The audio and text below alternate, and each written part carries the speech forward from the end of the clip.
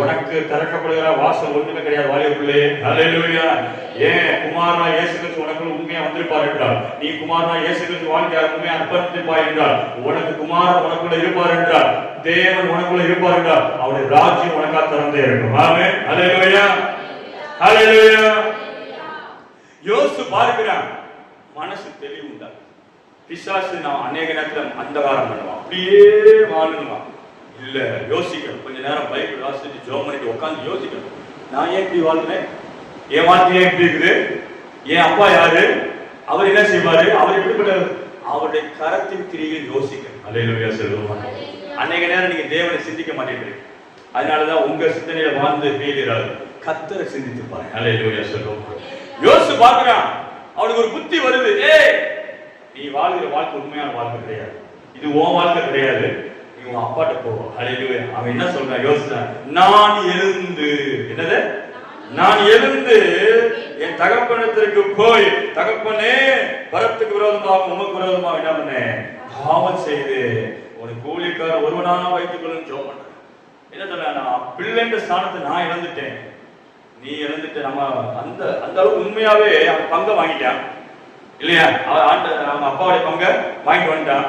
இனி எந்த முகத்துல போய் நிக்க முடியும்? போய் வீட்டுல போய் நிக்க முடியாது. எல்லாத்தையும் வாங்கிட்டு வந்துட்டு உனக்கு இங்க எதுவுமே இல்ல, தகுதியே இல்ல, வேலைக்காரனா கூட வைங்க. ஏன்? அப்பயா நல்லா சாப்பாடு கிடைக்கணும். ஆனா வேதம் சொல்லிருக்கான், தூரத்துல வரும்பொழுது அவன் தாப்பார் ஓடி போனான். அல்லேலூயா சொல்லுவாங்க. ஓடி போய் அவன் கட்டி பிடிச்சிக்கிறான். அல்லேலூயா. பணம் முக்கியம்டா, நீ என் பிள்ளை. அல்லேலூயா. என் பிள்ளை நீங்க. ஆமென். எனக்கு பிள்ளை தான் முக்கியம். அல்லேலூயா சொல்லுவோமா? இன்னைக்கு அந்த பரலோக தகப்பன் உங்களை என்னை பிள்ளையை பார்க்கிறார். அல்லேலூயா. கரங்களை தட்டி ஆண்டவர் நாமத்தை மகிமைப்படுத்துவோம். அல்லேலூயா. பிள்ளையார் பார்க்கிறார். பிள்ளைக்கு என்ன வேணாலும் செய்வார். அல்லேலூயா. நீ பிள்ளையார் மாறிட்ட. ஆமென். நீ தேவ ஜீவனுள்ள தேவனுடைய பிள்ளைகள் என்று அழைக்கப்படுவார்கள். நிச்சயம் இருக்குதா இல்லையா? நிச்சயம் இருக்கா இல்லையா? அதனாலதான் விசுவாசிகள் ஆண்டவரையும் கூப்பிடக்கூடாது. எப்படி கூப்பிடணும்? சொல்லுங்க. அப்பா, அப்பா நீங்க இருக்கிறீங்க. நல்ல அப்பா பாத்துக்கிடுவேன். நல்ல எவர் விசுவாசி, சபை விசுவாசி சொல்லுவாங்க அடிக்கடி, அப்பா இருக்காரு என்ன சொல்லுவாங்க, அப்பா இருக்காரு பாத்துக்கிடுவாரு. ஹல்லேலூயா. உறவுலதான் ஆவிக்குரிய ஆசீர்வாதம் வரும். ஆமென். உறவுலதான் தகப்பன் பிள்ளைன்ற உறவுலதான் உன்னை ஆசீர்வதிப்பார் கர்த்தர். ஆமென்.